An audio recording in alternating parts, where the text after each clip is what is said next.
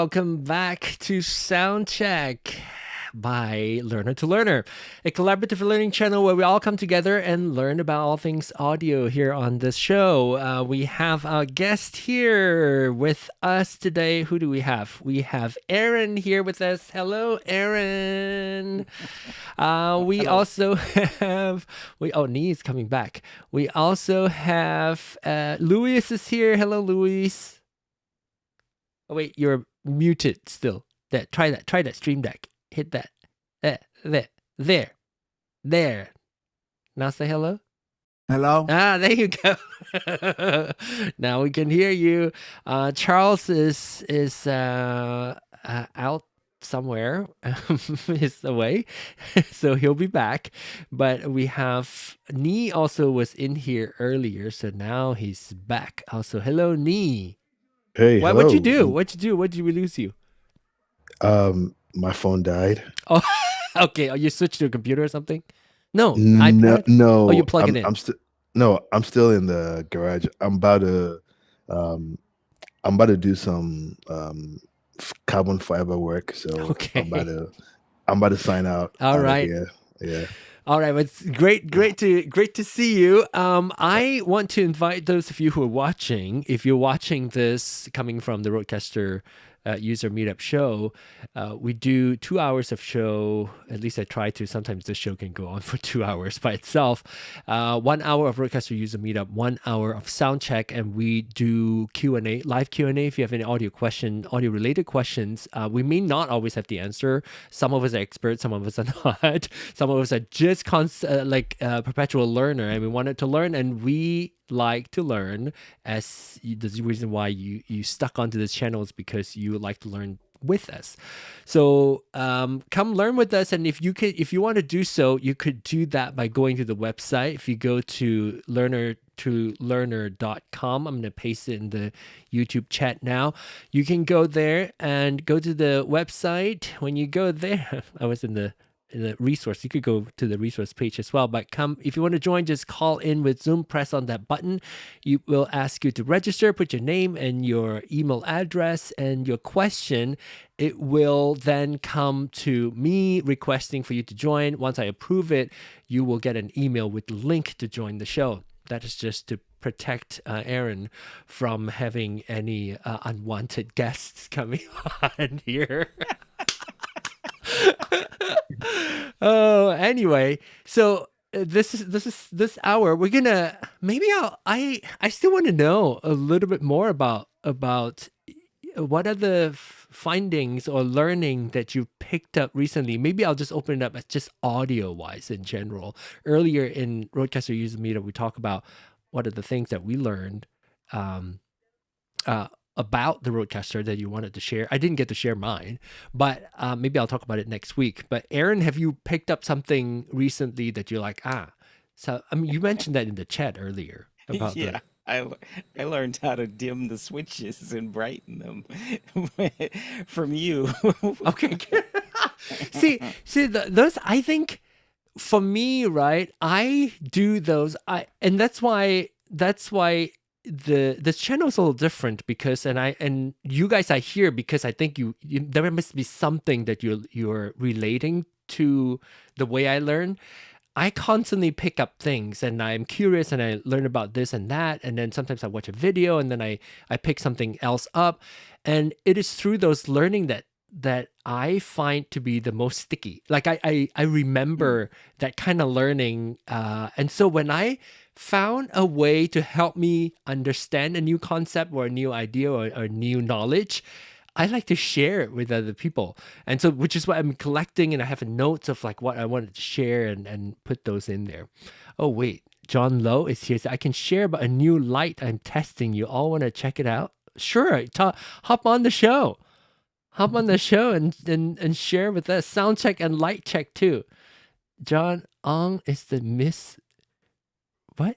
John Ong is oh, what? How... I don't understand that. What? What is this? John is Miss Rachel of Sound. Rachel of Sound? Don't know who she is. I don't know who Miss Rachel is.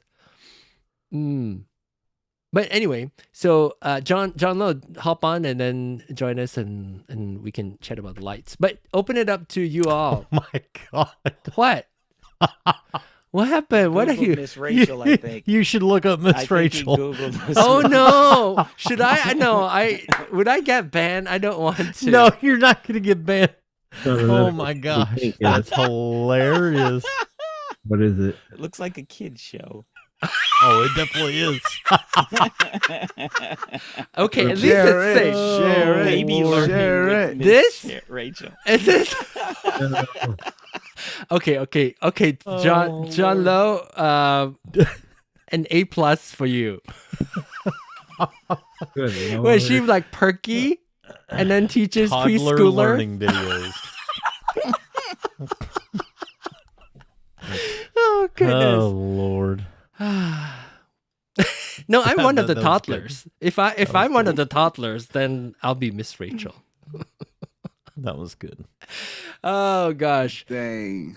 So After we talk about the new things, Yes. I have something No, that you- maybe you can help me learn Oh. how to do. okay, let's talk about that. Is it Okay. Yes, you All right, just all right. go ahead. My mother is hard of hearing, Uh-huh. and she says she hears lower tones better than high-pitched tones. Like she has a really problem with like my sister. mom this way.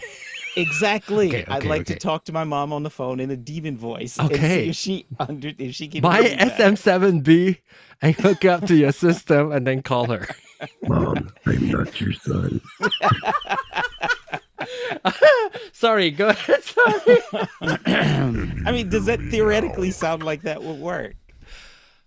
It's lower frequency, not pitch. Okay, so I'd imagine There's because a difference? yes, Okay, I don't understand. I don't know the difference. the lower pitch does contain more of the lower frequency, Okay. but they're not exactly the same. So Okay. you could lower your voice, but still not have the resonance of the bassy. Like when we talk about boomy, something like a microphone is boomy, like an SM7B with lots of bass boosting. That would be some. We don't know. We also don't know if there's a specific frequency that she can hear better. But most people, as we are all aging, our higher frequency go first. That's typically the case. Okay. Does she even? Is she using a cell phone or landline? Cell phone lately. Yeah. Okay. Do you know if it's an iPhone? No, definitely not. You should get her an iPhone. And so Really? the only reason I say that is because Apple recently released in one of their latest iOS releases where she can put, you may have to do this. I don't know if she's local to you or not, or if someone could help her with this, but she would need to put headphones, like earpods in, and it would actually do a hearing test. And she presses every time she hears the tone. Well, at the end of it, it actually adjusts the audio to adapt to that hearing profile. No way! Totally serious. This is awesome. Totally serious, yeah. So that may be an option. If she's like, I don't want hearing Charles, aids. is this this is not even like linked to the like the AirPods, or is it linked? Is it the AirPods that's helping you? It's hear? AirPods because, so the AirPods, they have you do it with AirPods so that... So if she does not have AirPods, it does noise cancellation, so that way it blocks out all other sound, and you're only hearing the tones that it... I mean, it goes through a full range. Is it the of hearing AirPods tests, that's both doing left that, and or the right. iOS that's doing that? It's a combination of the two. Okay, so you It's need utilizing AirPods the hardware of the AirPods. AirPods. Got it. But the actual testing and everything is built into iOS because it went across, like when I had the had a software update on my phone and on my iPad, and that's when I noticed it. Is So it the AirPods Pro 2? Is the one that has the hearing aid functionality? yeah. Wow. It's Or, cheaper than if hearing aid. it is, although there are some very you say that, but there are also, and my father has these, there are some very economical Bluetooth hearing aids Oh, you want to watch this? as well. Oh, yes. This is a good commercial. I've seen this, yes. There you're like that. Yep. And it goes through all the different frequencies and everything, so it tells you. tells you. Yep. Wow. How did you make that? Oh my goodness. Okay, that's a very powerful ad. Like I got Wanna show emotional. Daddy? Yeah, let's show Oh, why use the kids' Come over voice? here. Haley wants to show you something. Oh my gosh, this is Apple marketing. Yeah. Oh, Yeah. Yep. But it also I cry. adjusts, like anytime you're listening to music or anything, like if you're listening to anything through your AirPods, it will automatically, it adjusts the frequencies and the volume to adapt to your hearing loss. Oh my gosh. is this It's mainly pretty talking to you? It's pretty wicked. Is this I mainly mean, for a it's- phone call, or it's like in general, like everything too? Anytime you're using your AirPod. No, I mean with like your device. Erin's mom specifically. Mm-hmm. Is it Yep, she like could just put it in an AirPod. She could put in one, and it would, she could put it in her better ear, or and it makes sure that it does one nice thing about the AirPods is anytime it's doing like a hearing test or it's doing spatial audio, it always tests to see how much leakage there is, and it actually tests to make sure that you have them in right to begin with. Because if they're not in right, then it's not cannot properly not gonna correct test- it. Right. When we yeah, do so- sound check, that's why we need you to turn on original sound for musicians so that we can hear it Yep. properly. Otherwise, the advice that we give you won't be correct. Let's see what Wayne has to say from Australia. Did he say Victoria? I can't remember. Do you remember? Where's Wayne from? Ooh, I can't remember. Here at Columbia? Oh, someone else. I can't. It's never- Columbia was South Carolina. yes, something fantastic or something. Okay, so let's see what Wayne has to say. Speaking of sound, my commentators can walk around wirelessly, but headphone monitoring is not as easy. Correct. I found some $2,000 solutions, so always after something budget friendly. So you want to be able to have wireless monitoring happening in your ears, that is not that expensive. The expensive ones are reliable, and that's why they're expensive, and also low latency. What drives people nuts when it comes to monitoring, if we were just talking about a few milliseconds longer for the RØDECaster Pro 2 and Duo, some of us already have, like an issue like Charles and I did. And so if you have, was it you? Maybe it was Wayne who has the NTH 100 that told us that it is sound like an echo, like a slight echo. It could be because of that. Was that him? It was him, right? Yeah. So if you have a cheaper solution, it would be the latency would be even longer, or you have a bigger latency, and therefore you will. It will come to a point, if it's really bad, it will come to a point where it's really difficult to even speak. Now, that said, I do think if you want to look for anything, you want to look for like musicians in-ear monitoring system kind of to get. Typically, they emphasize, or at least they strive to get low latency for musicians so that they can hear themselves playing the instruments or their microphones. So those are the ones. The cheap ones out there that I have not tried, but the one that's quite common, it's fairly cheap, it's like $100 and $200 is, I'm going to look it up, in-ear monitor. But it's not stereo. If that is, whose sound is that? Whose TV is that? Okay, he's muting it. It's Lewis. So this thing XVive, I've seen quite a bit. XVive, and they're not too expensive compared to $2,000. Maybe you can try it and let me know if it works for you.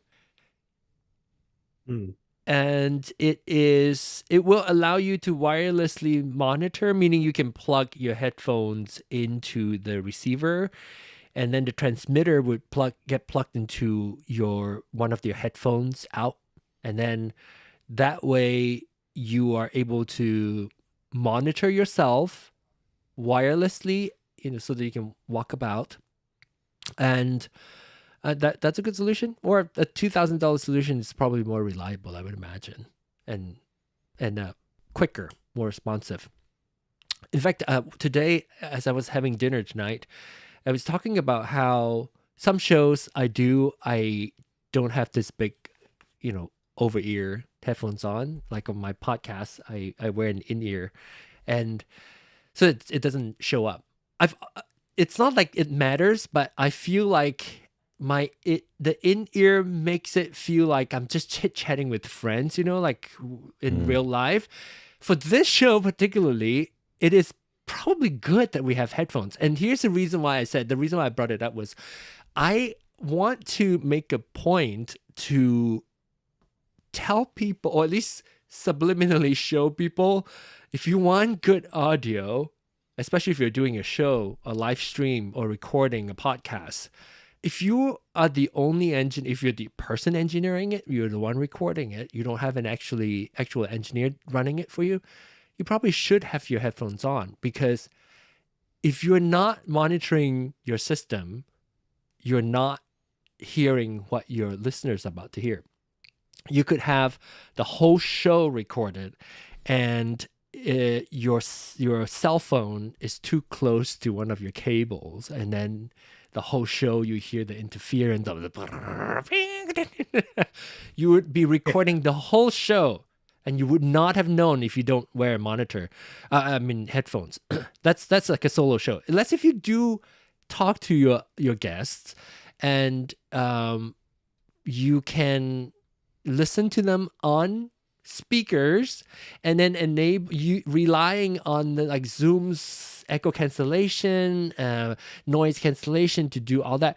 Yes, that's possible, but it comes with a price. It's maybe most cases it's not as important. Anytime that there is noise cancellation or echo cancellation, your audio quality degrades. It'll suffer. Maybe not crucial, but for this particular show, it is, right? Because we want to make sure that we are hearing and the sound as close as to reality as possible, and also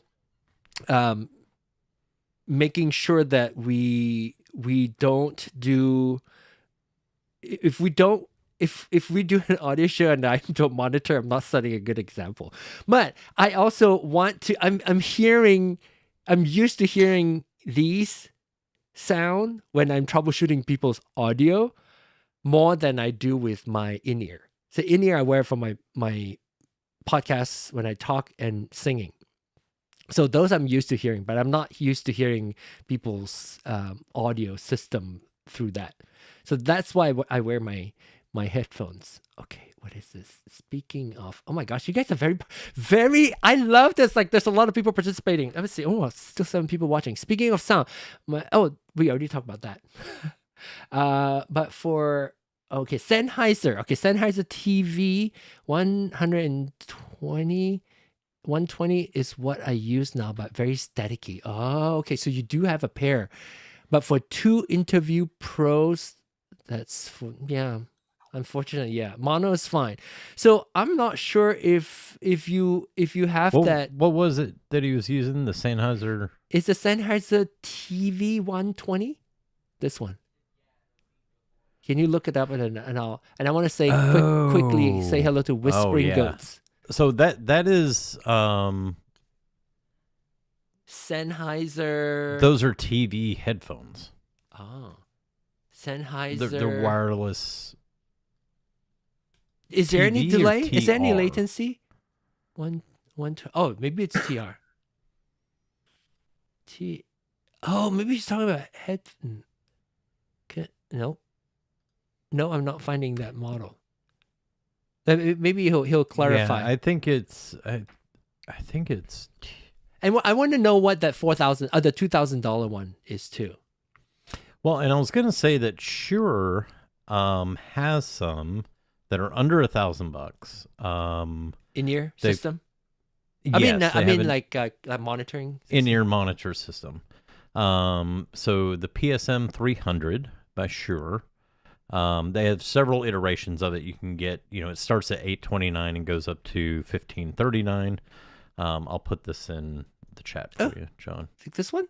Is it this one? That's one of them. Yep. But there's the Shure Link.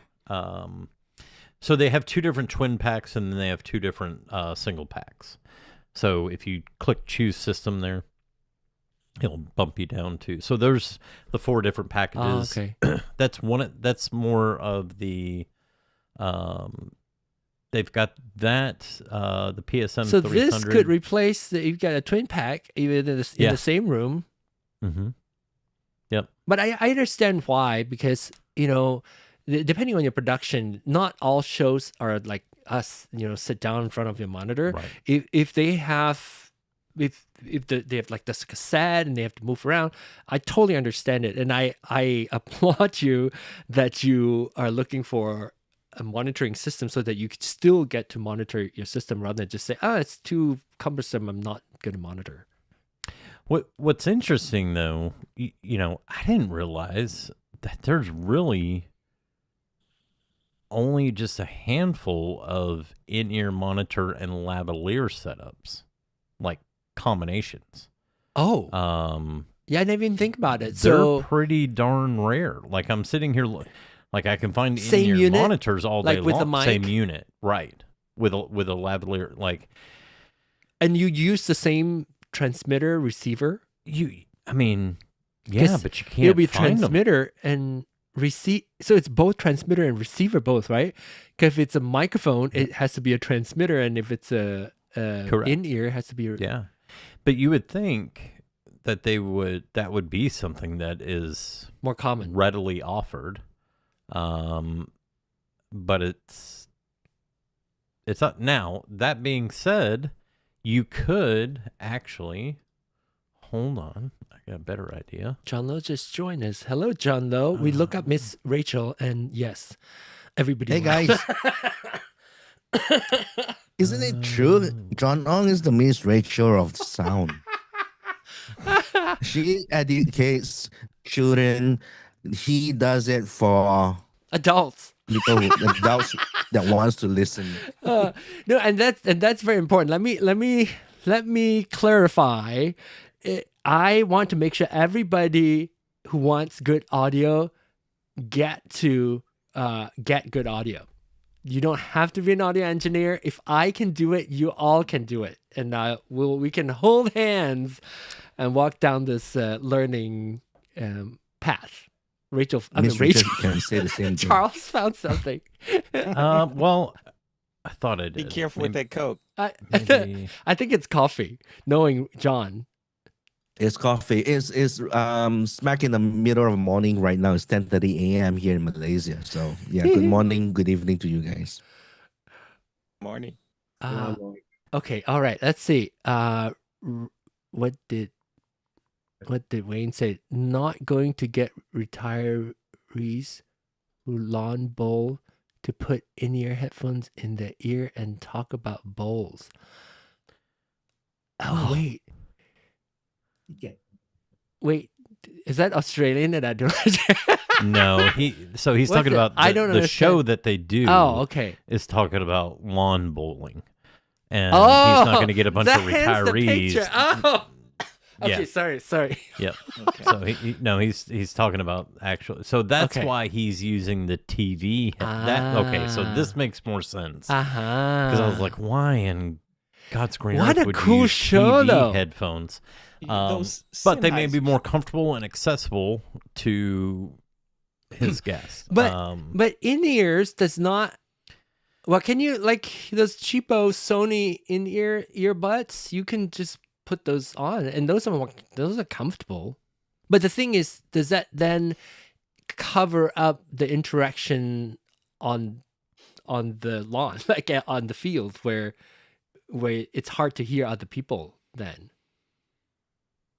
you have to mic. You have to have a separate mic to mic, like you know how in music world you have to mic the audience so you can hear it. You know what I wonder though? I wonder They do make transparency mode in ears as well. Well, I wonder if in this case, I mean, Bluetooth is not a good option in most cases. He said NTH 100M would be perfect, but that's wired though. Right. He's saying they should make a wireless version. A wire. Oh, I see. You having a hard time following this conversation tonight, John? I know. I think part of that's because no matter what, you're still gonna get latency. That's why you pay $4,000, $2,000 for non-Bluetooth stuff. If it's Bluetooth, it's gonna have latency. Well, and I guess I wonder, like, depending on the format of his show, if he's doing it on Zoom, or are they like actually in the field doing this, or like they're lawn bowling while they're doing the show? I'm not sure. Wayne, Wayne, tell us a bit more. On Zoom at home? Well, because if they're on Zoom at home, I have a good solution. It's Bluetooth, but it will work if they're just on their home computer or on their iPhone. It'll do good enough. Elaborate more on that. So I have gotten so much feedback from using these. Oh yeah, your headset. The shocks. This is directly with your phone or device? I use it with my laptop. So I use it with my laptop and I use it with my phone. They dual connect. But I mean, I have people on Zoom all day long, and I have people all day long asking me how I have such good audio. We are covering a game with 4 cameras, live streaming through. Oh, okay.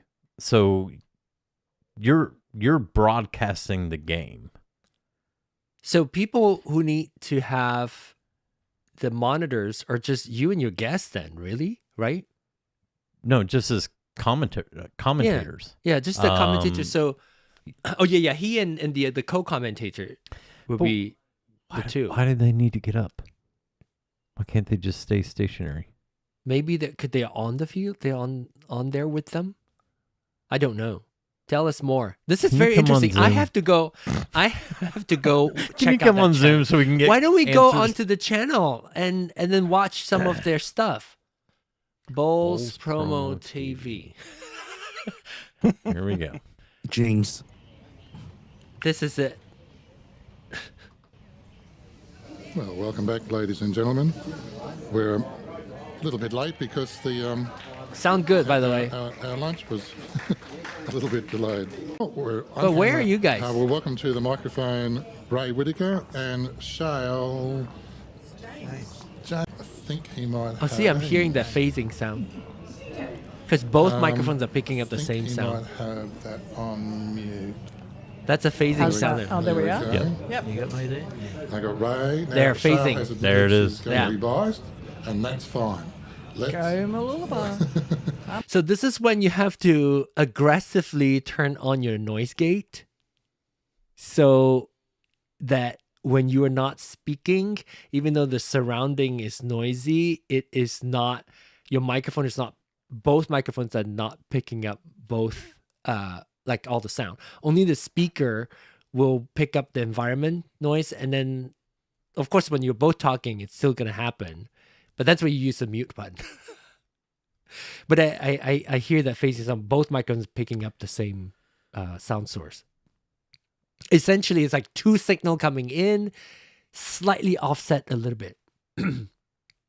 And he's running, what interface is he running? Can Yeah, I we think, remember? are you using a RØDECaster? I think he's using a RØDECaster Duo, RØDECaster Pro 2, because he talked about the phase button. Yeah, that's right. Okay. That's what I was thinking about. It wasn't, and he's running that interface into the Magwell. I don't know director. What is that director meaning? It's so it's an all-in-one unit. Like camera switcher? Yeah, it's got the screen built in. There was one that came out a while back. Oh, it's like the. Oh gosh. Just like a pro, like YOLO, like a YOLO box or something. Yes, it's like the YOLO box. Yeah. But probably higher end, maybe. I don't know. 1,200? Well, it's $1,300. Yeah. That's. So that's what he's running it into, and they're running 4 cameras on that. Switch between 2 HDMI and 2 USB. Oh, maybe he's joining. Wayne, you should join us one of these days so we can ask you questions more directly. 3 live Because we're IP intrigued by your sources. production. Yeah, I mean, it's just you know, we always want to make sure to give you the best advice for the setup and for the budget. You know, we always try to find the best solution. But I'm curious as to why I'm you super want curious the as to portability. the setup. That's where I'm Is it- stuck right now. I don't is the know. portability. In the video, do we see them? Are you ever on screen? Let me scrub through. Or maybe they have to see the game better. They have to move around. That could be. What microphone not- then do you use? And it looks like all the cameras are stationary. I don't think they're there's like a Yeah, camera they're doing move around. cutscenes. Yeah. So yeah, tell us more when you get to one of these days when we come onto the show. Oh wait, he said commentators are walking around. How many commentators are there? 4? Can you let us know how many? 4 at least how many at once? Oh, you see, using the Interview Pro, which is like the wireless interview. No wonder. I just now remember what an Interview Pro is. The new one that came out last year. It's like wireless. a wireless mic. But it has headphone. Doesn't it have a headphone jack in the bottom of it? Does it? No. It doesn't. Maybe this not. So it's paired to your RØDECaster Pro.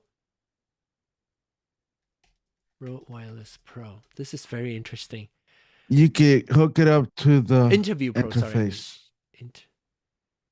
Interview Pro. And I'm curious, do the headphones slip off? Because you're saying those are the kind you hook up to your TV to watch TV silently, right?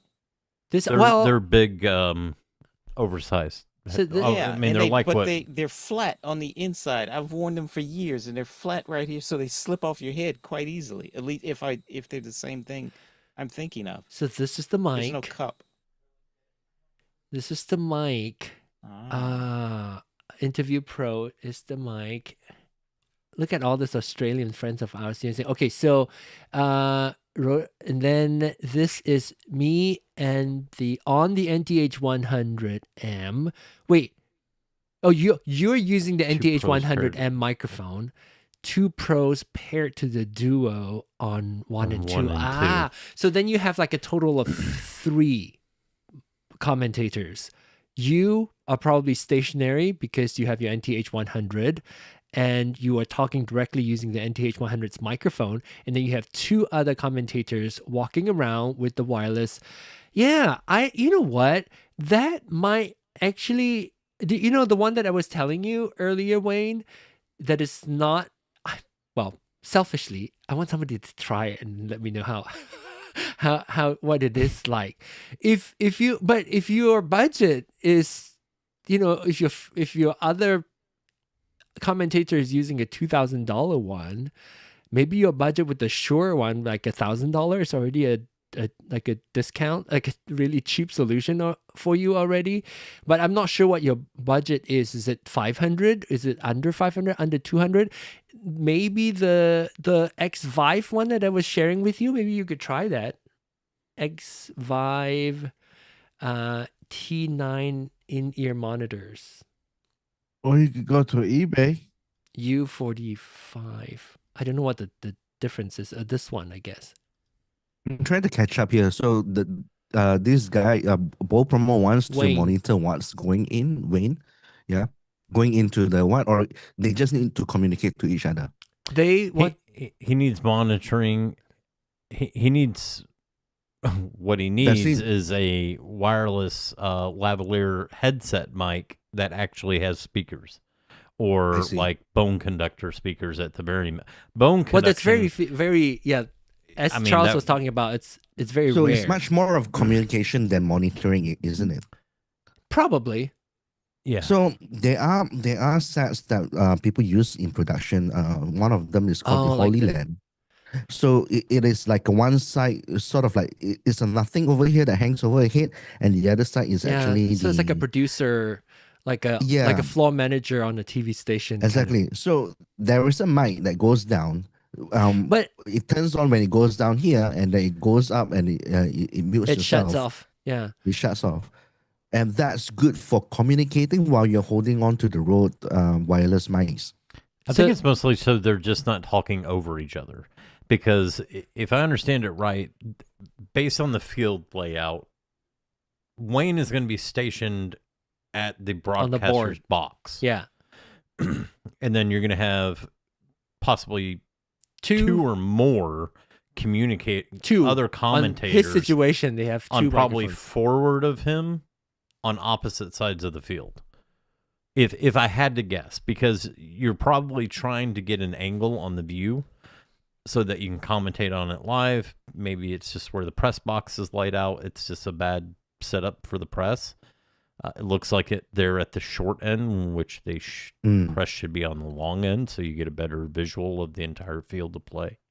So as long as the person's on the box also use the same system, the Hollyland system, say it is wireless, they are not going to get latency because throughout the commentators that's like on field, they're going to communicate and talk like normally. And whatever they want to monitor on the microphone, they shouldn't be hearing it. They should set the quality of the broadcast to a certain standard already, leave it alone, and just broadcast while they just speak onto the communicators while holding the microphone. But as we were just saying, if you're out on the field, if you're not monitoring yourself, if there's wind or if you knock on something, you're not going to know, right? So, I mean, that's a solution. So if you're just using an internal communication and additional hardware on top of what you're already using, then yes. But what if there's like a caller or something that they want to engage that is online? Then you would lose that functionality for just the internal communication setup that you have. So Wayne, tell us if you, because the solution that I'm thinking about, if it's not as expensive, and a lot of musicians use it, a lot of church musicians use the XVive, And maybe if you do try it, I would like to know, selfishly, whether or not it works out close to your it won't work with your NTH100M, like the microphone part won't work, but you would still be able to plug your own headphones into the XVive to get the sound that's being sent out from your RØDECaster Duo out to all the commentators. I'm just really surprised that there is such a limited They're just full of static. Okay, so now I'm gonna check. I don't really know what the Sennheiser 120 is. How long is the field, Wayne? It's the maybe it's this one right here. It's a TV. It's a headphones, TV right? headset. Like it's got a base station and It's a lot of static because it's that's VHF. yeah. That's why they're static. Yeah. It's VHF, which means everything All the there is interference. interfering with Yeah. it. Every 30 cell meters, phone, he said. everything. Yep. So yeah, because it's VHF, you get the static. So if you switch to something, I don't know that's gonna be better or not. I know the XVive is 2.4 gigahertz. Well, and UHF would be better than VHF. It's Even still- if you find an entry level in-ear monitor of some sort that's UHF. What you'd about the have- Shure one? The Shure monitoring system is that? I mean, that's kind of what I'm going back to, but it goes back to the comment that he made earlier, where how comfortable, how is he going to get them to agree to wear an in-ear monitor versus a headset? well, you don't have to wear an in-ear monitor if because your receiver. Well, that's true. The receiver is just a You could use headphones. You can use any headphones. Any headphones, Yeah. any wired headphones. UHF. That's now what I you're would talking. recommend is just sticking with the Shure. Is the That's probably Shure the most economical, Shure monitor? reliable. Is that UHF? Is the Shure one? Um, What is it? Shure something 130 M130. yeah, let me get it pulled back up here. So they have. Where's it at? They have. Details. 24 bit, 90 decimal, RF, solid analog RF, over 300 feet, 90 meters. Okay. I think that's probably the safest bet. And then, like John was saying, you can. Holy crap! Even that if you costs go- a lot of money. Even even if you go with the more, I mean, you're gonna get reliability and low latency, and I mean, I salute you if you think that the low latency is tolerable. I don't know how I talk if I use any sort of in-ears that is not, that has some latency. I would speak like that. It would be very difficult. Oh, for it me to messes me speak. all up. It messes me up a lot. When I've done it, when I've been at public speaking events and it's horrible audio setup, and there's a latency, And that's when I it don't hear. screws me I would all up. take. I would have to take my I've had it with in-ear stage off. monitors, and I'm like, Oh, oh my gosh. gosh, like it's. I'm saying it, and then a second later, it's coming back to me, and it, Oh, it gosh, throws no, I me can't. all off. I'm like, this is screw. Like, just turn them off. Just turn them off. I'll deal without it. Like, I'll just. PSM 100, PSM 300 Wayne is the more expensive solution, but still cheaper than the $2,000 one, and you will have a 2-pack receiver. So you and the other guests, I mean, you have that $2,000 commentator. I mean, the commentator with the $2,000 set already. Then you get this other $1,600 one, or you could even go with the $1,200 one.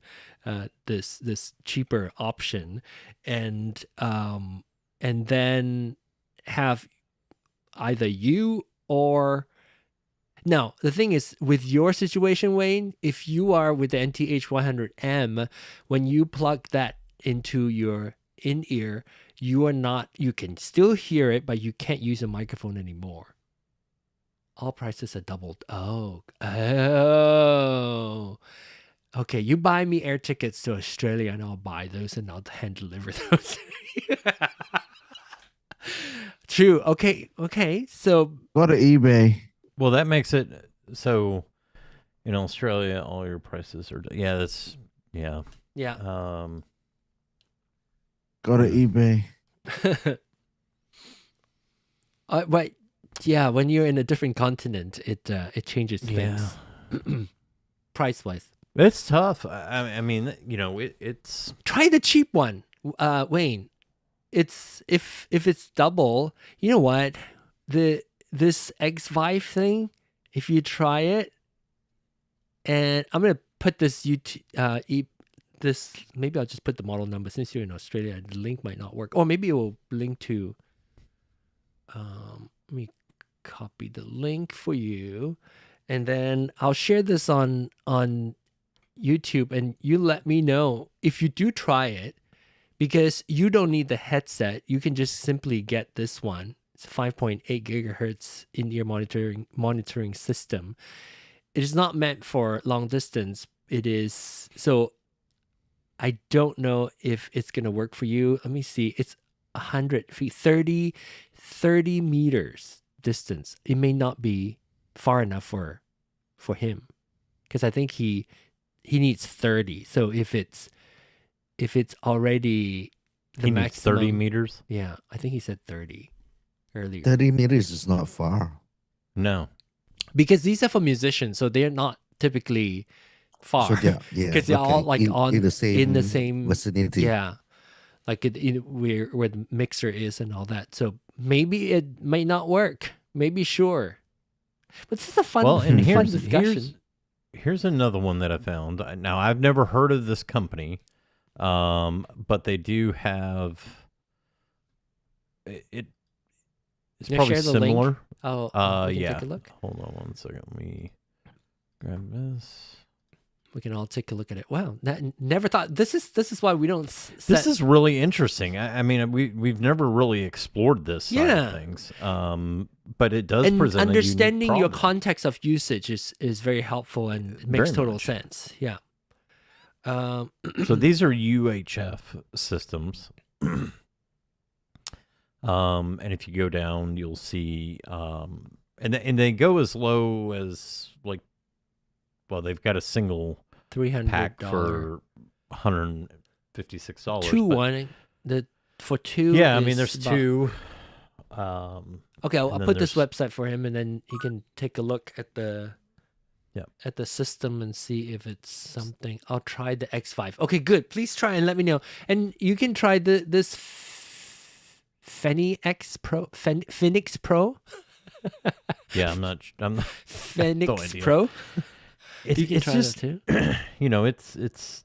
I'm really kind of baffled that nobody has done Rode or Shure because or of the Sennheiser, interference, maybe. Has not done an input-output. Yeah, I think it's. Do you think it's the interference? You're putting in a transmitter I don't know, but I and could have a sworn receiver. that either Shure or Rode had a wireless mic that was an interview type, style mic, that had a headphone. I think that was very long ago. It's got to be the first version of the wireless ones when they were still dabbing in UHFs. Sure. No, Rode. I think it was Rode. I think Rode had a wireless microphone that was like an interview style microphone. Yeah. That had a headphone jack on. Oh, I could have. I know they had one. They have an interview. There's one. It's not the Interview Pro. It's called something else. But I know what you're talking about. But does it's it the have predecessor to the Interview Pro? So it has a monitoring. I doubt it. Any wireless. The reason why they don't put it in there is because it is so. They cannot. There's no way you can get transmission and reception without latency. Well, at least you can monitor yourself with like real time. Yeah. And that may be all it's it was able to do was just monitor yourself. He said, "Thank you for looking. I'm glad it's not my lack of research." No, yeah, it's very definitely, unique. Yeah, it's man, that's Do they still make those? Because I remember they used to make the Reporter. handheld. Oh, Reporter it's called? The Reporter. Does it have? Does it have a headphone jack? Maybe it was the one. No, that's the XLR one. Never mind. Yeah. They may not make it anymore. Because in order to hear, you can probably monitor yourself, but you can't really hear other people. Because there's just no way you can do put a transmitter and a receiver in there and not have any latency or interference. Wireless Pro has headphones in the receiver. Okay. Wireless Pro. The square one. The Wireless Pro has headphones in the receiver, but you can only hear yourself. You can only self-monitor. Yes, and the receiver also is on the receiver. unit on the Yeah, but not the transmitter yet. No, that's a very unique that's a case. tough one. That's I'm glad that got brought up Wait, tonight. and of course, I'm going back to John Lowe's solution. If you're merely needing to communicate to each other, then have a sort of, I call like in-house communication device, as if you guys have walkie-talkie connected to each other that's on all the time as a secondary device. That's another solution. It's not as elegant, I guess, a solution than having... No, think about it. It is elegant if you are covering sports because you get to see the can. If you're going to appear on the camera, you look professional, you look apart. And then if, let's say, there's latency, then you put your hands just onto the ear. Wait, Can you like the repeat CNN that? broadcasters Wait, my producer from just told Afghanistan me. and something like We're that. getting breaking news. The referees have ruled that one. Wayne just told us in the booth that we need to wrap this up. Oh, interesting. They use the headsets, the Bose headsets that the aircraft uses. Wireless. It's the idea. If it's wired, there's a lot of solution. I think it's the wireless part, Rob. That's the pickle. Yep. So if it's wired, then that's not an issue. If they're walking around and still want to monitor, because as far as I know, what are the football coaches using? Well, that they're not worried about latency and they're not worried about audio quality because they're just talking communication only. That would be it's internal, it's John off-air Lowe's communication. Yeah. Mm-hmm. It doesn't matter. Hollyland, you say Hollyland make those. I want to look those up. So it's a Hollyland, what's it called? A Hollyland communication. What is it? I think if you just type in Hollyland, it will come out one of the Headset. searches headsets. Yeah. Okay, there you go. B&H. So that is this for communication? Yeah. Only. Noise canceling. Full duplex. Intercom. Yeah. Okay. So you can talk back and forth. You can wear this and the handheld microphone because you don't have to worry about that because it's really only the two commentators that's on the field that needed that.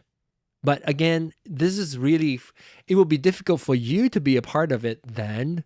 It will be, so if Wayne is in the control room or controlling the box with the NTH 100, then he has to wear his Hollyland under it. So that would be rough. He'll have two pair of headphones, one this way, crisscrossing it. That's when you turn on the face button. Right? Yeah, for sure. Oh, for sure. So that. No, you're still only going to hear yourself. I mean, gosh. Get one of those throat mics like the Secret Service, Yeah, there you go.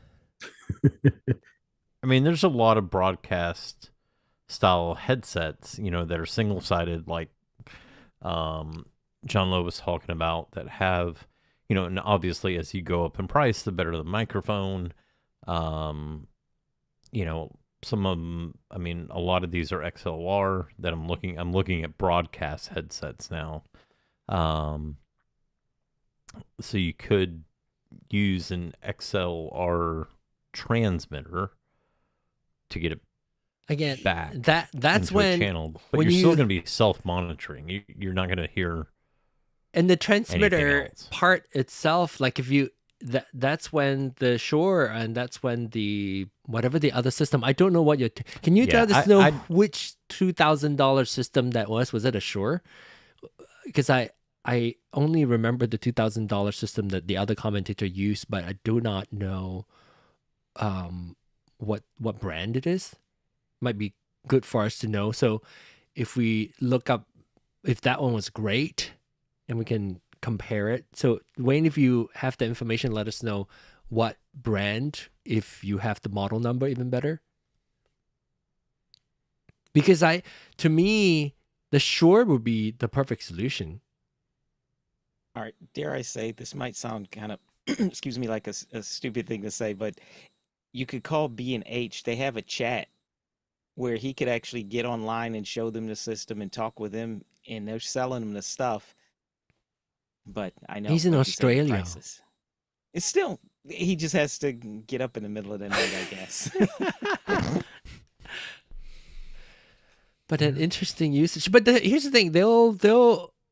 I think if they are able to get, if they're okay with an in-ear, the delay that they're getting, the latency with in-ear, any musician in-ear monitor system would work. But that's not what he was asking for. He was asking for a budget solution, not the $2,000 solution. And therefore, the XVive was the one that, maybe he'll try. It was a lot like you've shown. Okay. So Probably a lot like the Shure. yeah. So Maybe a lot that like the don't. one that the Shure. So XVive, try XVive. And Wayne, please let me know, because I would love to know. Come back here and give us a full report on what's bad. Is it too... The distance Good, the might bad, not and be the ugly. Yeah, if maybe it might be too far. What you need might be too far for what you typical musicians would need. So give us a full report, because I would like to know, because that's something that I don't have the need for it, but I'm always curious. Because if I've never, since I got my in-ear, John Lowe knows when I got my in-ear pair of custom in-ears made at John Lowe's studio, and I just used them I didn't here. make them. Huh? I didn't make them. No, yeah, he did not. It sounds like some of the rep from the company came over to John Lowe's studio and took the mold of my ears and everything, and I get to listen to for hours, listen to all the different pairs of in-ears. Of course, the one that I don't want to test is the one that is the most expensive one. But I keep creeping up. I was like, it's not good. It's not good. It's not good. And then I was like, crap, I have to test it. I don't know if that was the most expensive pair, but it was quite expensive. I think it was the most expensive. What the thing was, I mean, I was there and I was testing it out. It felt like the most expensive pair that it was supposedly good is acceptable. Mm-hmm. You get what I mean? Yeah. The rest was like, okay, this is totally off. Yeah, I can hear, the monitoring, but it is just not there. Yeah. But the thing is, like, I also have higher... I am used to hearing my monitoring, like when I sing. Okay, and that's what it's for. And I want to make sure that I would feel comfortable hearing my own voice and then the music that's in my ears. So I can't just be, I can hear it, it's fine. Like I want to be able, because I don't want it to be annoyed when I'm singing. Like, oh, I can't quite hear this part of the song or whatever, or my own voice. And most of the time it's just too muffled. So I ended up getting more and more drivers. And that's why it's more and more expensive.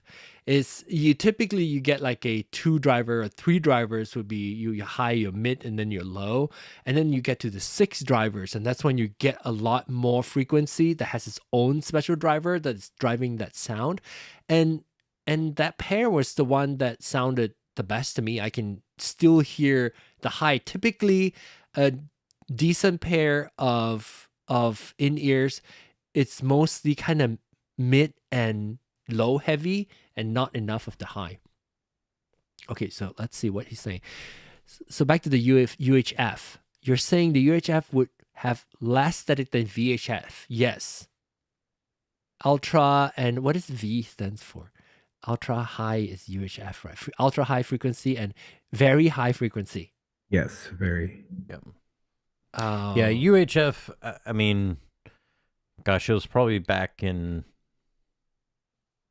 90s, I guess. VHF started to get replaced by UHF, especially like if you went into, churches back in the 80s, early 90s, they were all using VHF.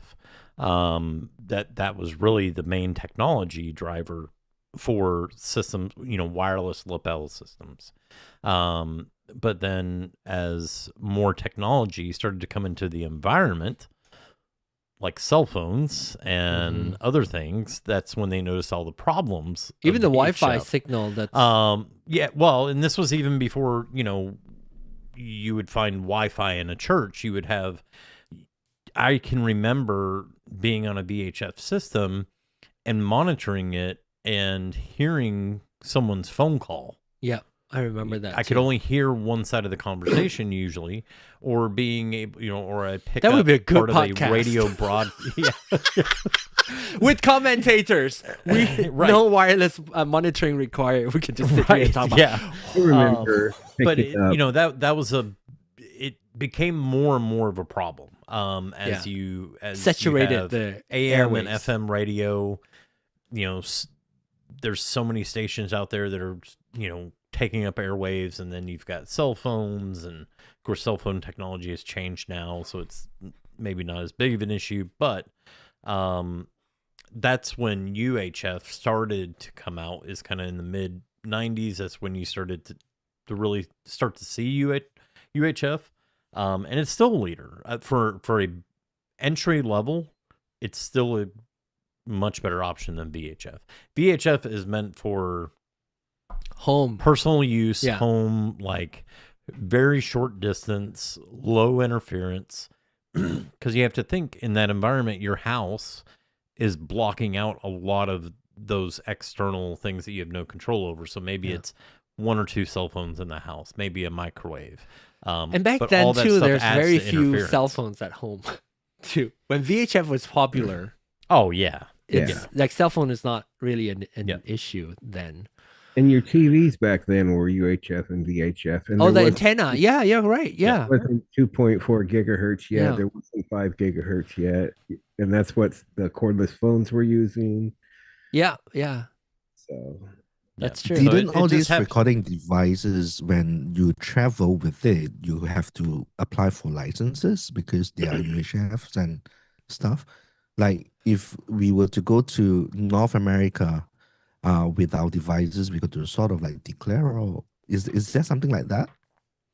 So the only there are certain, so that is a good point. So, and this is one of the other reasons why you really don't see VHF used outside of the home, is because there are frequency regulations when it comes to what you can use for your router, what you can use for anything that's taking up a wireless channel.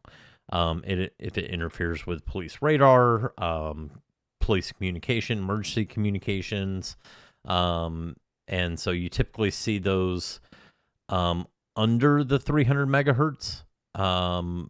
That's where a lot of those emergency stations and things kind of live, is under 300 megahertz.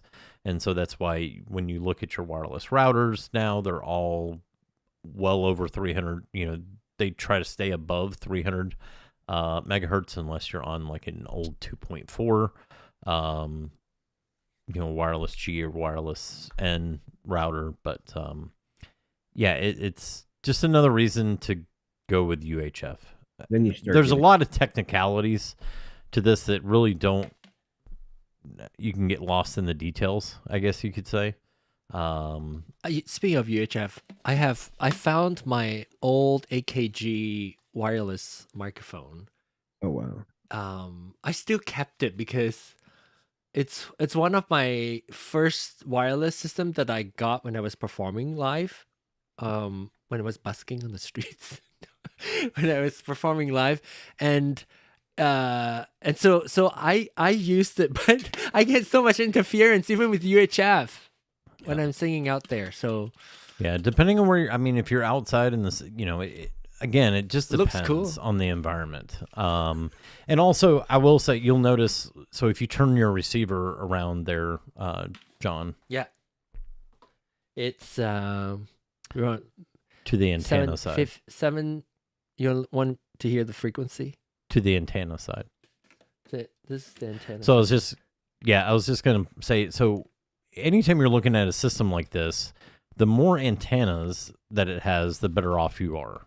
If it has multiple antennas, if they're directional, so if you can actually point them in a direction and move them around, you'll always get a better experience as well.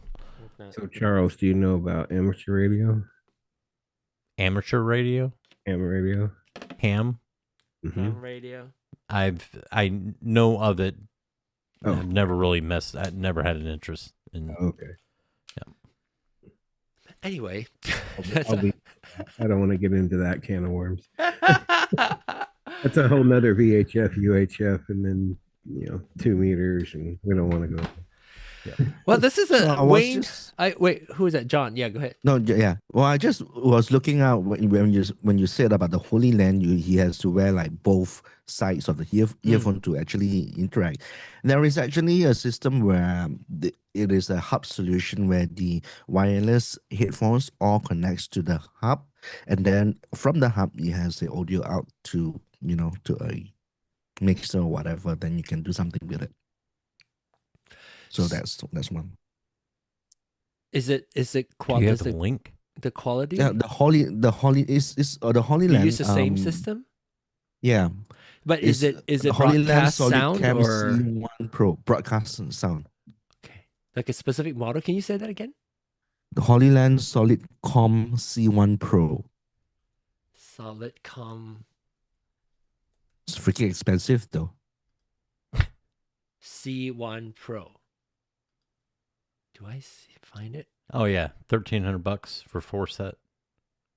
Oh no, with the hub. Sorry, forgot the hub. $4,500? Is that the one that we're looking at? Four Is it this set one? with a. Yeah. Well, so that's was it? That's a 9-person setup. Yeah, I think you can get like the 4-person setup. That's for a lot less. Yeah, a 4 set with the hub is $3,300 US.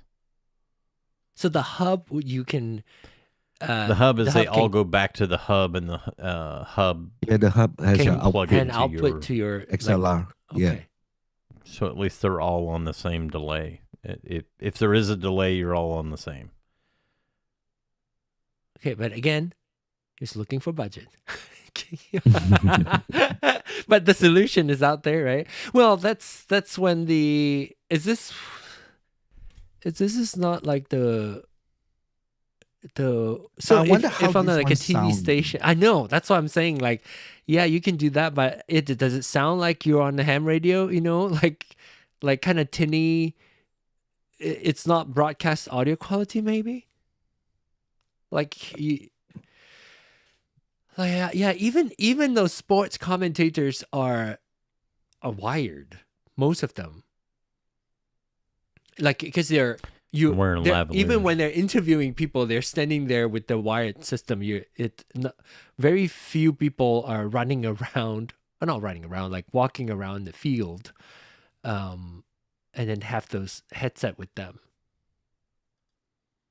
That's why we don't see much of that, as Charles was pointing out. Yeah, there's not a lot out there for this. It's interesting. What is interesting, I'm sitting here looking at Hollyland, and they have some pretty small wireless mic. We often look at like Shure solution Rhodes when it comes to wireless mics, lavalier mics. Yeah. Like the Go and the GoPro. And, you mean? Oh, I see. So they actually have. What is it called? I had that Lark, for a few. Yeah, Lark M2. Yep. The Lark M2, and that's actually when I opened my Mac Mini, I used that. I think my unboxing, I bought the Lark M2 because it sounds quite good, I would say, for the price, especially at the time. I think I paid maybe like $140 for it, for the whole system, for 2 mics. They're on sale right now for $99. I know. I said, oh wait, sorry. Yeah, $99. Wait, why does it happen sometimes and sometimes not? I don't know when it's hello. Okay. So 2 microphones, but the reason why I return it after I got to get my my DJI mic mini was because of the windshield.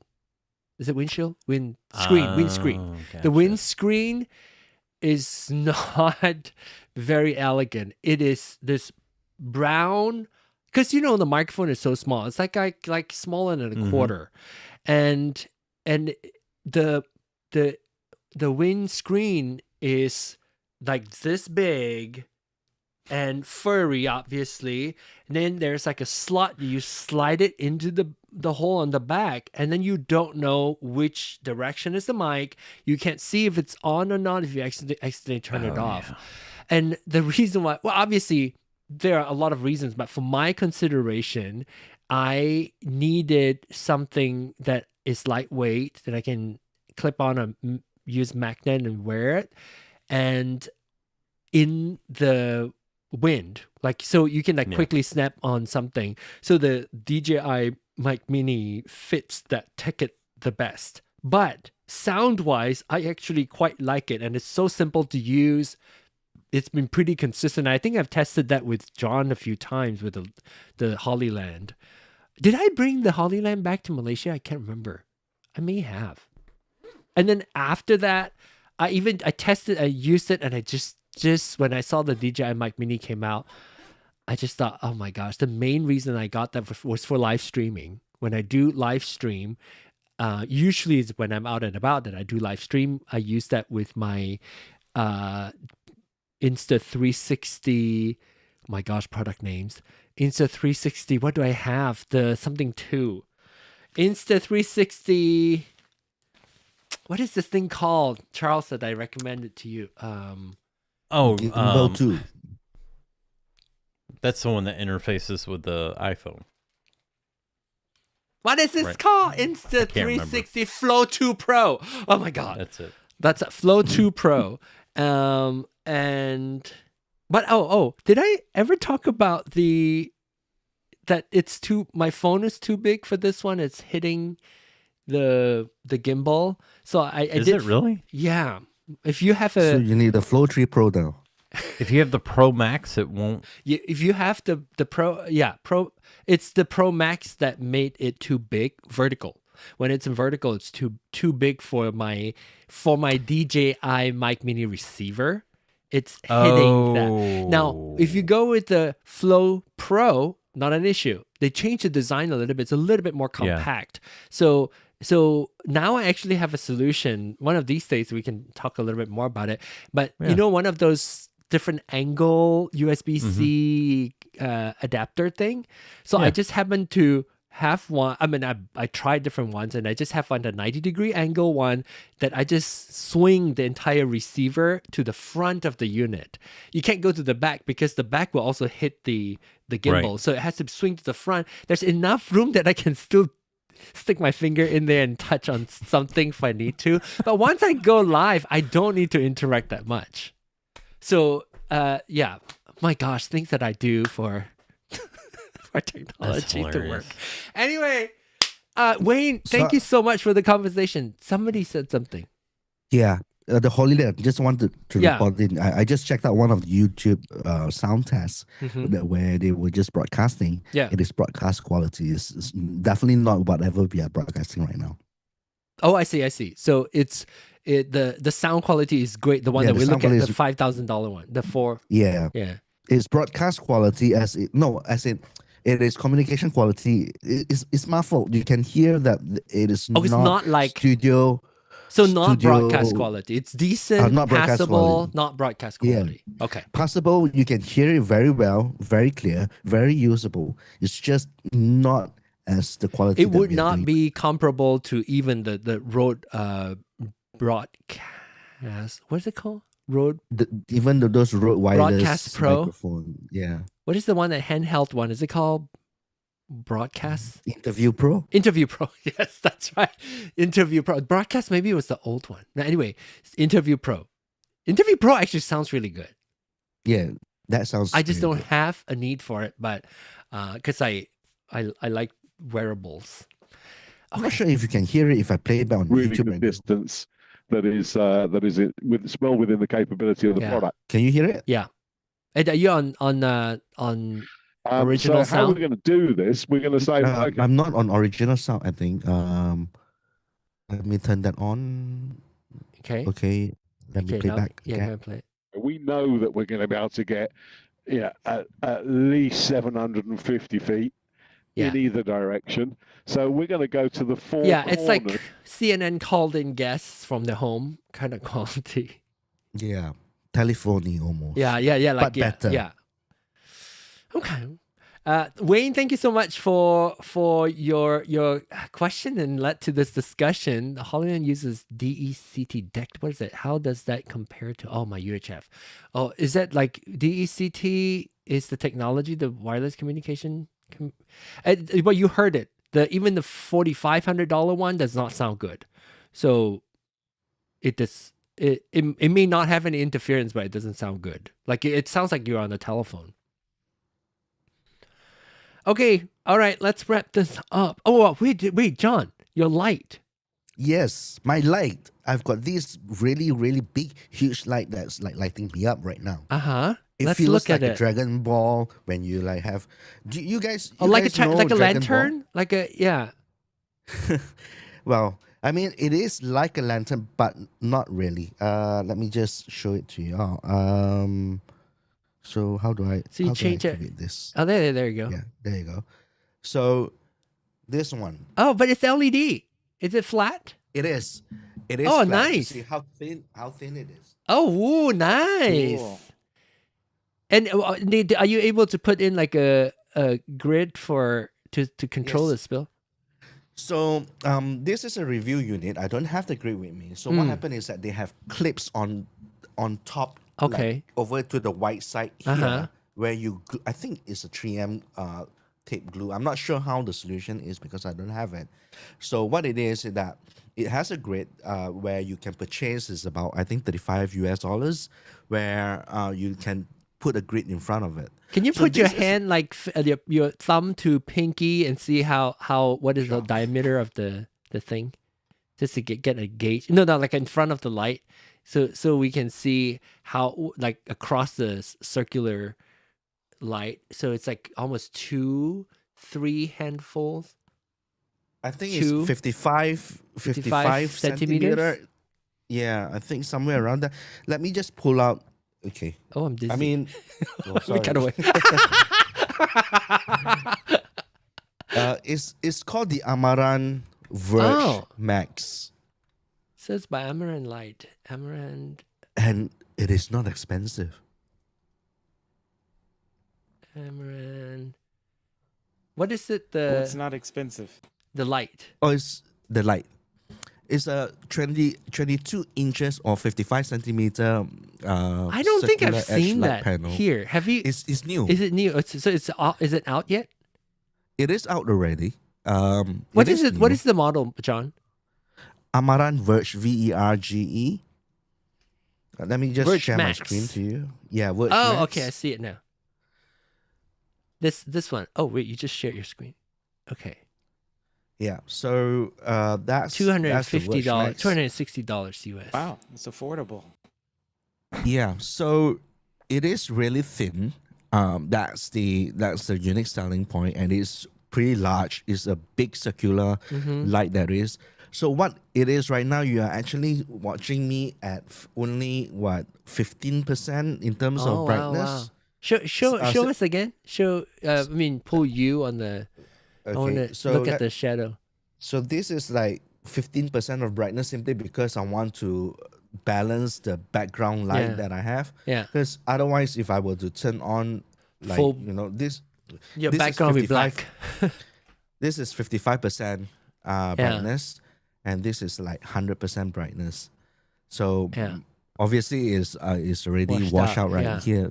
I got to reset the 15 exposure. You can do 15. It's 15 is what you have typically. I want to look at your shadow. Is that the only light that you have on right now? Oh no, I've got my GoDox SL60. So I just turned that off. If I were to turn everything off, okay, it would so look something like that. Okay, now this is your GoDox. No, this is nothing.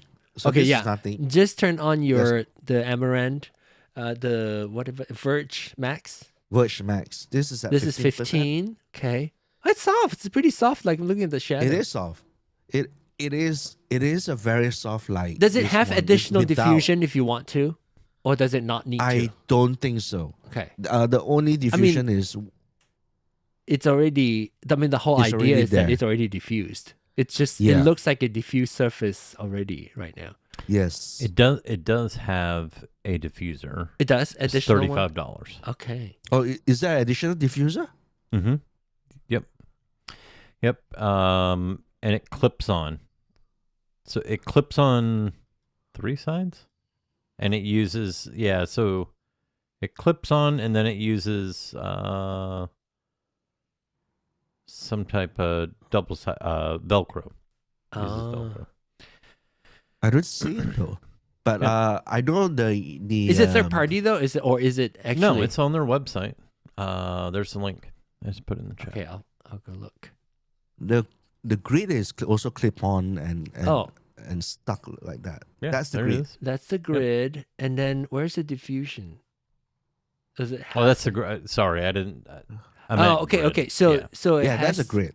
But I assume that it is the selling point is that the light itself is a diffuse light already. Yes, correct. It looks like because of the panel. Yeah, it's so big and it's so diffused already. Yeah, it's soft basically. Yeah, it works. Okay, I can give you a comparison, right? So right now, let me turn off the Verge Max, and then I'll just turn on my GoDox SL60 over here. Turn on. Come on. What's happening? Okay. Oh, there you go. So this is the GoDox SL60. Certainly it's not bright. Let me just. What does that look like? What does your change the GoDox 60 exposure. look like? Does it have you're gonna expose? Okay, there you go. F2.0. I will never be able to do that with because literally my camera is probably 1 centimeter from the wall. Or maybe less than that. I can't even put my finger behind my camera. I have no space ahead of me. So this is the light quality of the SL60. It's very comparable. Yeah. So if I were to turn that off and I turn on the Verge, tone down. Say 15. That's 15? Oh, yeah, because it's too that's bright. 15. Okay. Too bright. 15 is too bright for that. Okay. But I'm looking at your shadow. It's actually, is it the same surface size, John? Your GoDox? It's different. Is your GoDox softbox is bigger? It's a rectangular softbox. Okay. It's an elongated rectangular. Okay. So it's thin and wide. And the Verge is a circular light.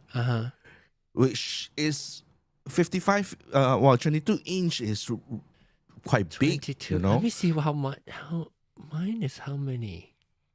So to me, when I was doing my lighting upgrade research days, there is a point where yes, you can get a softbox for even those like tiny little light, like the softbox that's this big.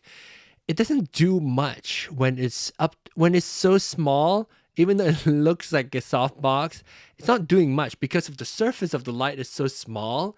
It still looks like a point light, right? So it needs to be at least a certain width. But that one looks good though, the one that you have. So 55 cm is how many inches? 22? 22 inches. Okay. So, and to top that off, it's a 65 watt light. So it is powerful. Yeah. So maximum power output is 60 watt. And it has a CRI That's the same of as 96. my Cobb light. So, yeah. So, I mean, these lights, the CRI and everything is pretty up there. Usually, otherwise they wouldn't release it. And not RGB, it's but you can change color It's temperature. non-RGB. It's by color. 22. So it runs from 2700 to 65. Yeah, 2700. Okay. This 22 is not 2700. bad. The one that I have now is 26 or 25.6 inches. 6500. I mean, I'm talking about the surface. So I'm trying to imagine. It's actually pretty big. It's 23.6 by 23.6. 24.4. Okay. The one that I have is 25.6. So it's about, it's actually quite big. And then if you don't have a lot of space, it's perfect. Exactly. So if today somebody tell me that they want to set up a workstation like what I have over here, that's the light that I would recommend. Yeah. And I'm curious, are they going to send you the grid to test? How's the I spillage? didn't ask for it. Is it not that much? Because I mean, the spillage is certainly how bright you, number one, how bright you're gonna turn it on, and the spillage is certainly. I mean, it's the same as any light. soft boxes out there. If you put a grid, it's got to be the same. but I can see on the back, it's spilling into your background, right? I don't think it's spilling much right now because it's Can not you very turn bright. off? You see? Yeah, no. Yeah, just a bit. You can see there's a bit, but not a lot because it's not very bright right now. But I'm sure if I were to put on the grid, it will certainly be much better control. The grid is to control spillage from the light source, and so you don't light up the back door over there. it's essentially it's making the light directional. Yeah. And like what I have here, you can see on my glasses that the grid from a reflection of my glasses. Yeah. And that's why Even my the light grid is not so very high. expensive. That's why my light is so high, because we wear glasses. If you don't wear glasses, it's not an issue like John, because it could be probably a little bit lower. Here you get different lighting, but I have to take into consideration my glasses. I can wear, but it doesn't have reflection almost because it's rather high up there. It's good. Well, thanks for sharing that. Verge. That is cool. I think Amaran Verge. I think this works very nicely with the Stream Deck, John. I know you have the Stream Deck. I've got the Stream Deck. Yeah, and you can control it. You guys all. That's the only thing that I.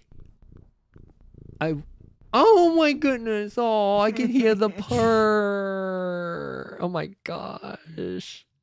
I'm not purring, dude. Don't focus on me. No, I thought, went away now. I thought I guess the purring is not loud enough to activate the active speaker. I can hear it. So cute. Oh, I miss my chai. And I know, I like everything I do.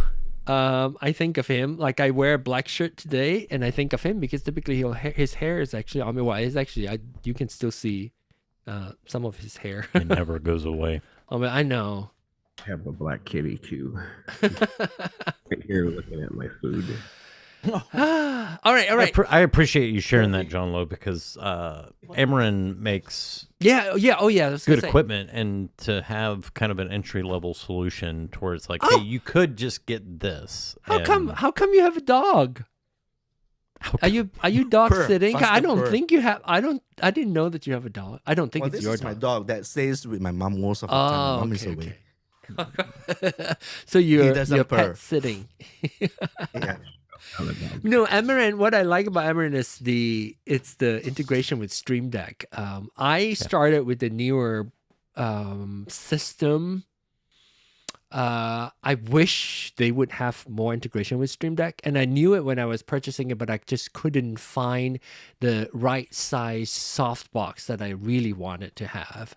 And so I didn't go with Amaran and went with Newer, and Newer does not have support for Stream Deck. I mean, maybe eventually they might, but I've kind of gotten used to it, but it would be really nice if it's integrated with Stream Deck like the Amaran Light system would. That's why I went with Elgato myself.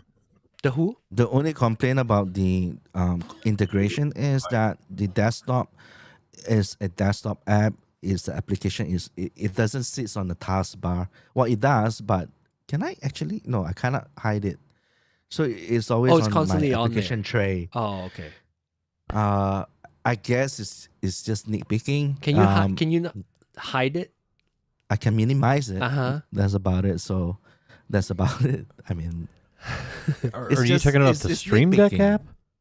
sorry. You talking about the Stream Deck app? No, Amaran desktop app itself. So you have to have that So running you have to run that in order for the Stream Deck to work. work. Oh, okay. Yeah. Oh well, that's But it does have Man, manual controls, It's right? nitpicking. see. Yeah, it does have They manual just control. lost the sale because Okay. of that. Because what is the Elgato lights? That was my deal breaker with them. Is it had no manual controls? I Yeah. believe you had to use only the Oh, app. only the app. Oh, yeah, true, Yeah. true. Yeah, you have Well, to go or through the use Elgato their system. Stream Deck. So like my Yeah, Stream yeah. Deck has Do you have a Stream 8 Deck, Aaron? Yes, I have 3. Okay. Do it. XL. What? So if you get XL. this is the nice original part and a about tiny one. well, this is the nice part about getting the one with the dials, is that Uh-huh. you can set your lights to a dial, Yeah, yeah. and that way you More can, natural. Yeah, Even though you can do like the up and down, it's just not as accurate, or it Yeah. doesn't feel. Let me guess. He has the plus. Yeah. Well, Mhm. you know the Stream Deck, the regular lights that Stream Deck, I mean the Elgato makes, you can get the remote control too. You don't have to have the Oh, Stream- there's like a remote control to yeah, control $29 they sell a remote control. Oh yeah. But now that's the key light, but the key light Air that they used to sell doesn't have the remote control feature. Maybe that's what you were. I thinking used about. the key lights for a long time. The only thing, so the panel is built very similarly to what John Lowe was showing with Amaran. The problem is that it's small, and so it doesn't diffuse the light over a large enough surface area. Uh-huh. That's why I ended up getting rid of them. You remember you Um, liked my setup? I'm using 2 key light Airs. That's all I'm using. 29%. I'm seeing it. Yes, that's the thing I was referring to. Also, it's like you got to have the surface I has to want one be of those. big enough. Yeah. Go buy it. I What? Why not? How much was You go that? buy your Because headphones. what I have Well, is actually, no. functional. What lights do you have? I actually like your lighting. I have I believe it's a GoDox and a Do you have a homemade- softbox? A homemade softbox? A homemade diffuser? softbox Okay. with a grid on it that Uh-huh. I just bought an old grid. It and cut works to really well. shape. I mean, it's very appealing on you. Like it. Oh, Oh, I thank see it. That's good. Yeah, Yeah, I can see it. Yeah, And yeah. then I have It works for you. a small one. Yeah. And what are you streaming? What are you using? Are you using eCam or OBS or anything? Me? I see it directly on Zoom. No, Aaron. Yeah. Yeah. or- A RØDECaster video Oh, RØDECaster video. But and Yeah. then your camera. and just zoom. Oh, the camera.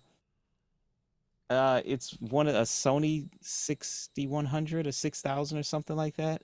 And I have the lens that I have it's a manual. Because when you turn, you were talking about friction a couple of weeks Yeah, ago, yeah. and I got a full manual lens, and that's why I don't focus sometimes. But when I turn the camera on, I always have to wait for it to refocus. Then I would have to zoom in, zoom out to get the crop just right. Yeah. And now it's fixed focus. I turn it on and I'm done. You're there. You just Yeah. don't. Yeah. You just can't move. I just can't move. Yeah. Yeah. Yeah, you can move a little bit. I mean, can move it's not in and gonna out, make- like- yeah. I mean, I got some. So you're using the RØDECaster video? Yeah. Yes. Wow. We Yeah. need, well, we need it's you. kind of. Oh, you need he to likes come back now that spending you're money. back. Now that you're back, we need you to come back and chat with us of your last. How many months now? 8 months using it. Yeah. Well, likes that's the spending money. biggest thing. You're talking about something new. Something new is a few months ago they came up with the connection to the Stream Deck and the RØDECaster. Yeah. And I got everything set up on the Stream Deck, and oh man, it's so much nicer. So you're not No wonder using you the control Stream you're No. not using the RØDECaster video control. You're using a Stream Deck now. Yes. So That's why he has actually, Stream let's Deck. see. But- But okay, sir. so All some right, people let's- might laugh that why you want to Here's- do that. There it's- we go. Because you're taking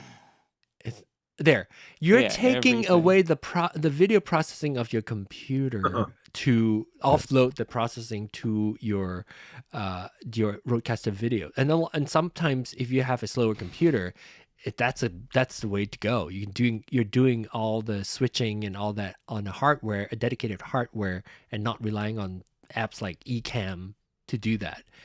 It's probably cheaper to buy a RØDECaster video than trying to upgrade to a better Mac to run eCam. Sometimes. Oh, for sure. And I still have my switcher. If I ever went back to regular cameras, I would use them because it is, like you said, it's one less thing that your computer has to Yeah. process. I just And use like a the- webcam now, a 4K webcam, and it does just fine. So, for what I And need. like if you have the RØDECaster with Stream Deck, I mean, with all the macro and everything that the Stream Deck can do, you have one button you can press and it does multiple action. I guess that will Yeah. really helpful for the RØDECaster video as well. I've never tried that. I have to give that a shot. I just like using my monitor here. I can switch from which different camera they are, as opposed to having to toggle through things. It really all my buttons are right there on the Stream Deck, whereas before You I can love do the something like XL. this, I can demo to you. All right, 3, 2, 1. One button, dude. And then you can just dance around crazy, I like Yeah. that. and one button to come back. Oh wow. Nice. Funny. Multi, what do they call multi-action? Is it called multi-action? Multi-action Yeah. on the Stream Deck. yeah. Multi-action is amazing. Let me ask you something real quick, Aaron. Can you use with the RØDECaster video? Can you in the software? Can you map a LUT? I think so. I've never used LUTs. So Well, I can't one thing. remember. Well, so one thing I'll tell you is,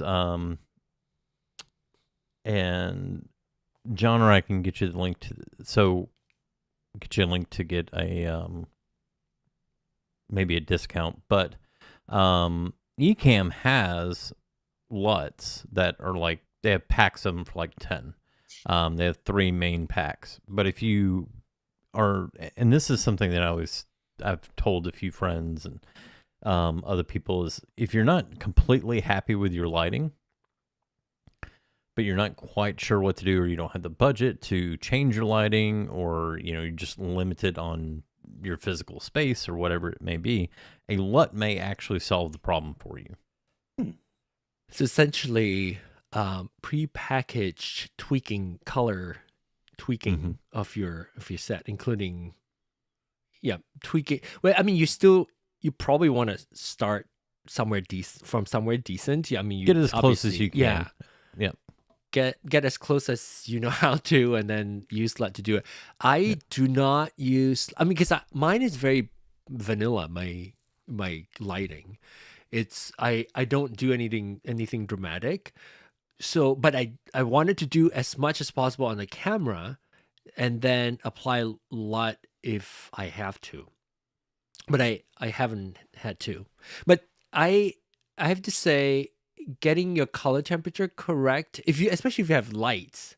For the longest time, my camera, I don't know, it's part of my own stupidity or the lack of knowledge. So I haven't learned it yet. It's not that I'm stupid. I haven't learned it. I lack of the knowledge, and I just get it going, and then it sort of worked, and I never touched it. So I never could get yellow to show up on my set until I got my ZV-10. Then I properly color balanced my camera to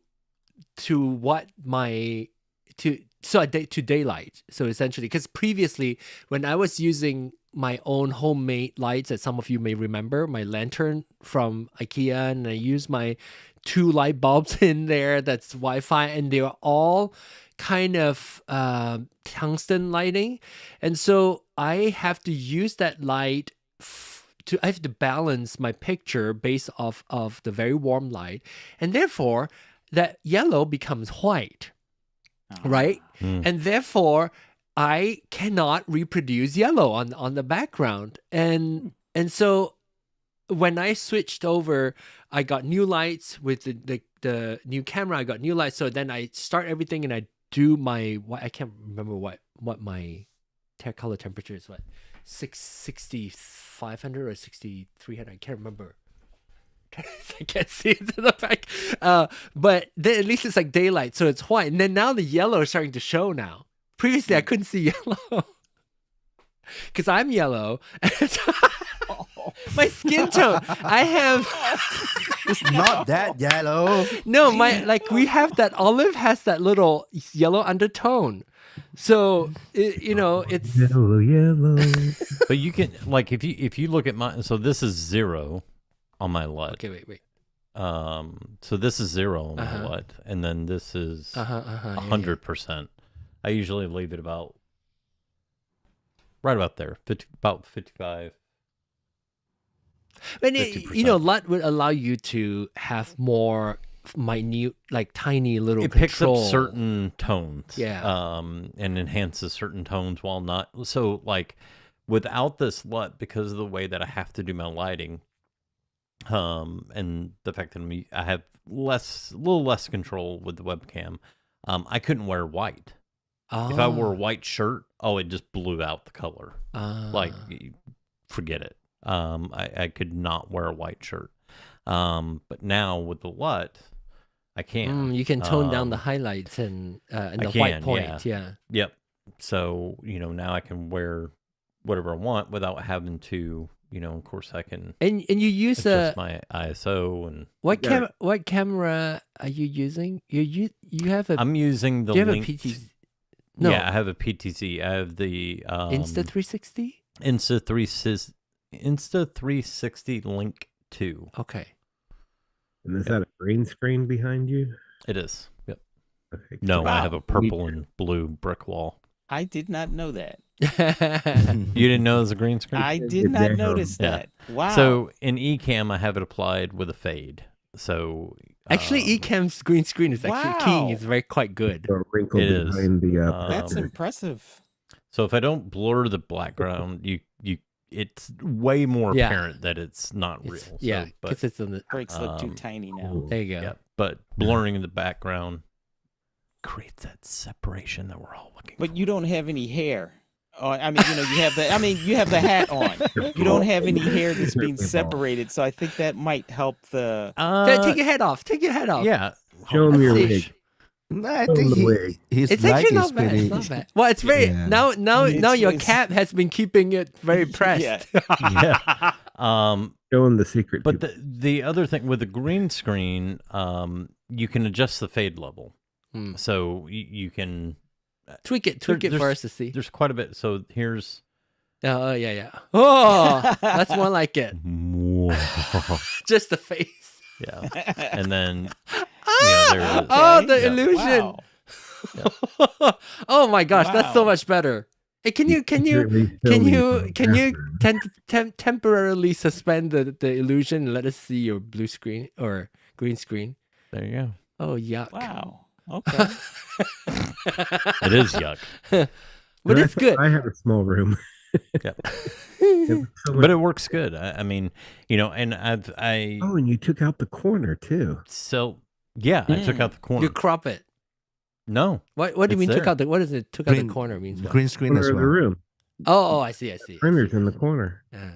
How do you do that? Is that painted or is that Looks like fabric. It is Fabric. fabric. So I went on Amazon, found the cheapest green screens that I could, and I staple gunned them to my wall. Oh, Nice. that's why it's so taut. That's Yeah. because it has to be.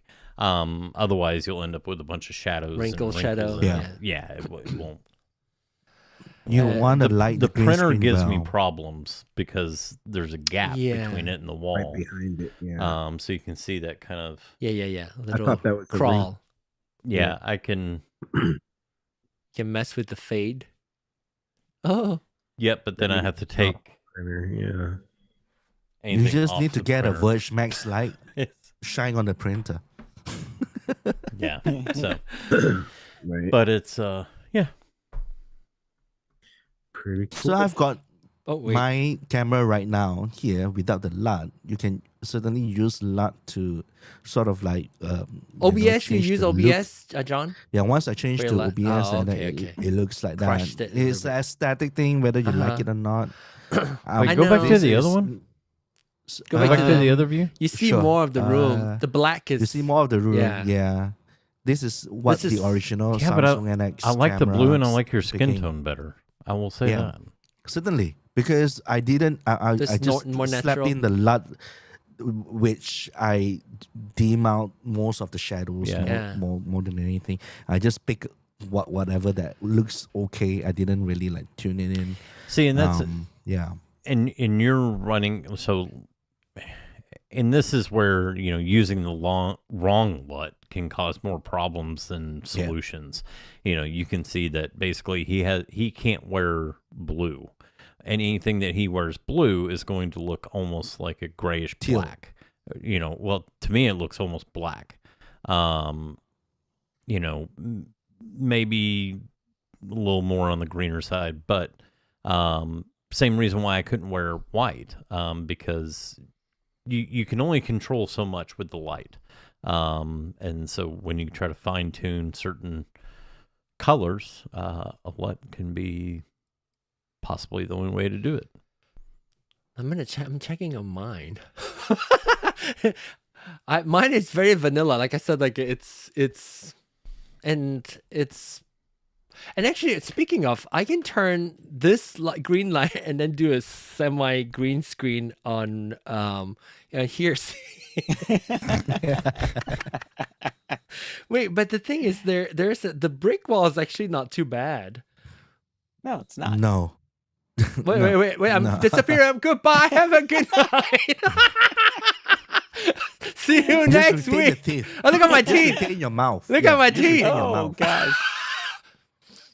Oh, It's the years same, of man. wearing my braces and retainers. Oh, and then blur the background. That looks pretty good though. Yeah. With the blurred background. So the Almost there. eCam can do. I mean, obviously, it's not the right side. It's just my light, my green light. But anyway, oh my gosh, this has been fun. Wayne, thanks for letting us tag on your Thanks for allowing questions, us to go down the comments. rabbit hole with you. Yeah, that was a fun conversation with all It of you, was. and I'm so glad Charles was here to talk to you about it, because I would have suggested the XVive, and that's all I have to contribute to the conversation. And John, thanks for sharing the light. Yes. Thank you, John, for sharing. Yeah. Sharing the light. Oh, look at that. Speaking of LUTs, I learned something new from DPA 2025 Texas Production Expo, the color box. Look it up. The color box from Texas Production. Texas. This show will never end. Texas. It's just hanging out. It's just for us to You hang have to out. start playing music. You go. I don't know where that music is I can coming. just You know, cut. at the Oscars. I can just when they mute, play just people off. slowly fade. Famous Texas background. Production Expo 2025. Maybe we'll look it up. And wait, this is Governor? Oh, Texas Production Expo 2025. Wait a minute. What is this? I'm Is glad I it? don't have to use lights. You glad you don't have to use Oh, lights? the color. Okay, so I this don't is use lights. hardware. Hardware for color correction, like for life. Yes. Yeah. Yep. So here's me the the link. here's a manual for it. It's the Color box. Aja color box, Okay. but it's a LUT controller. Well, that's very, very. Oh, now this is getting serious. Yeah, this is. Like that's hardcore LUT programming right there. All right. But that's Can the we same wrap it thing up as for like real? the, Let me play the. that's the play same you thing out. that you would Yes. use, John, just on same thing you would use for graphic design and video editing, just on a much larger scale. And are they doing it on live images? Is that the selling point, that it's like a hardware LUT box essentially? Yeah, it's a hardware. So you have more as control. A patch generator.